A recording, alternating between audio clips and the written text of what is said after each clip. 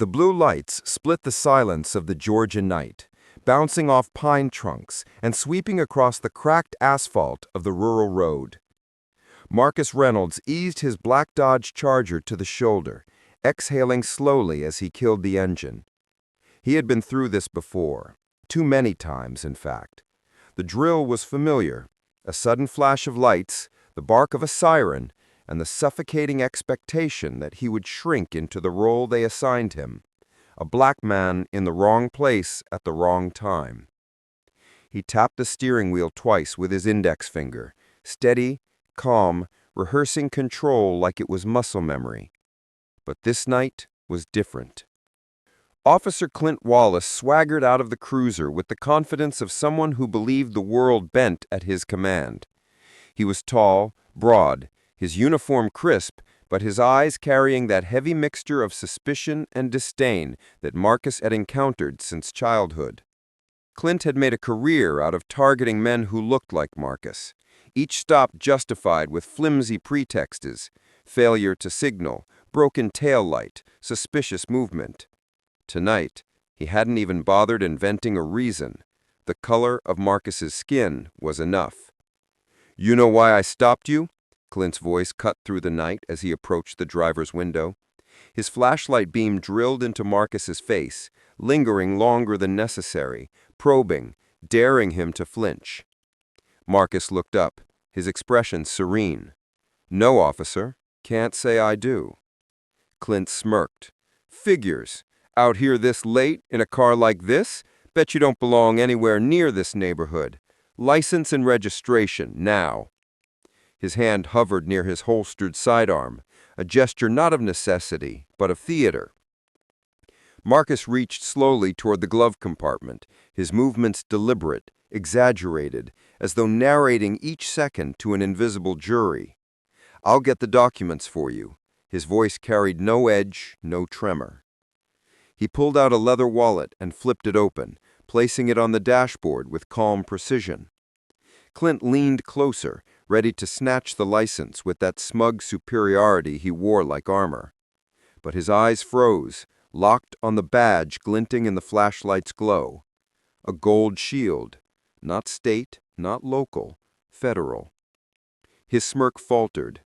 "Deputy U.S. Marshal Marcus Reynolds," Marcus said evenly, his gaze steady. "And since you asked what I'm doing out here, I'll tell you. I'm serving a warrant." The words landed like thunder in the quiet night. Clint blinked, momentarily thrown off script. He straightened, squaring his shoulders, trying to recover his dominance. "Warrant. Don't play games with me."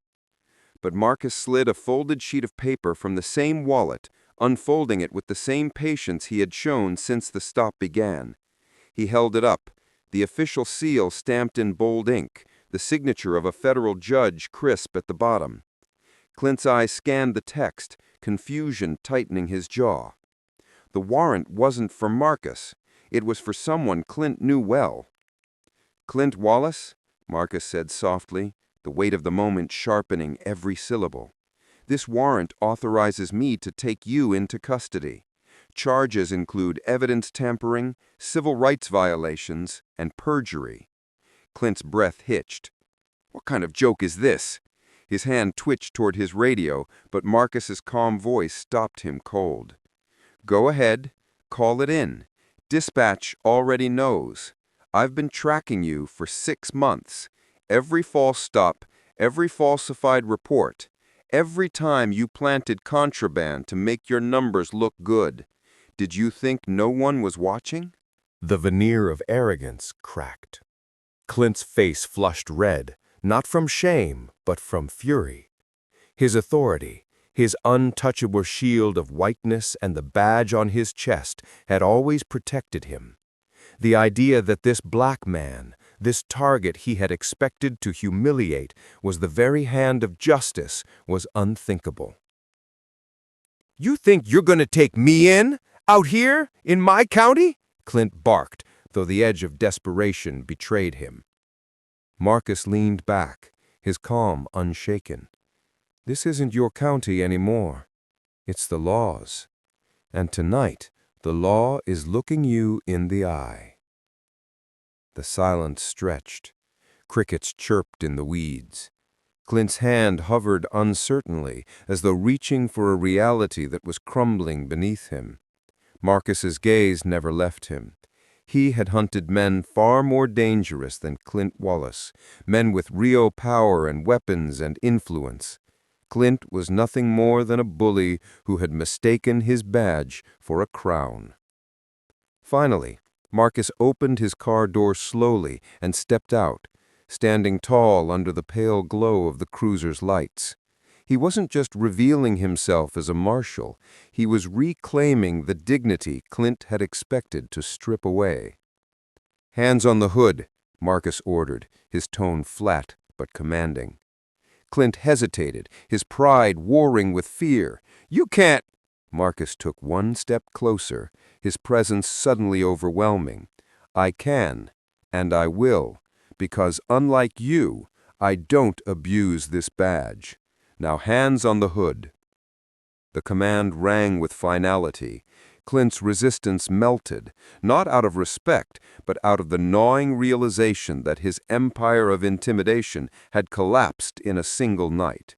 He turned slowly, pressing his palms to the hot metal of his cruiser. Marcus drew his cuffs, the metallic click echoing like justice itself. As he secured Clint's wrists, he whispered close enough for only him to hear. "Every stop you made to humiliate men like me, every lie you told in your reports, tonight they end. And tomorrow the world will know your name, not as the man who controlled this county, but as the man who fell to his own corruption." Clint swallowed hard, his eyes darting toward the empty road as though searching for allies who would never arrive. Marcus guided him into the back of the cruiser, shutting the door with a finality that reverberated in the night. He radioed dispatch, his voice steady, professional. "Suspect in custody, transport ready." The irony burned in Clint's chest as he sat caged in the very seat where he had shoved countless innocent men. The tables had turned, not with rage or vengeance shouted into the night, but with calm, methodical justice delivered by the very man he had sought to diminish. The drive back toward the station was silent except for the hum of the tires. Marcus's eyes stayed forward, unshaken, while Clint fumed in the back, shackled not just by steel, but by the crushing realization that his reign of terror was over. At the federal holding facility, reporters would later swarm, cameras flashing, headlines screaming about the racist Georgia cop finally brought down. Testimonies from victims would pour in, men and women who had lived in fear of Clint's badge now stepping forward with relief in their voices. The trial would expose everything, and the system that had shielded him for years would have no choice but to break the illusion of his power. But in that moment, as Marcus handed Clint over to federal officers, there was no triumph in his eyes, but the quiet satisfaction of a man who knew that justice, though often delayed, could never be denied forever. And somewhere in the silence of that Georgia night, beneath the hum of cicadas and the rustle of pines, the balance shifted. A badge had once been used as a weapon of hate. Now it was the instrument of reckoning. Marcus walked back into the darkness, steady, calm, unshaken. The road stretched ahead, endless, but no longer heavy with the weight of submission. Tonight, it belonged to him.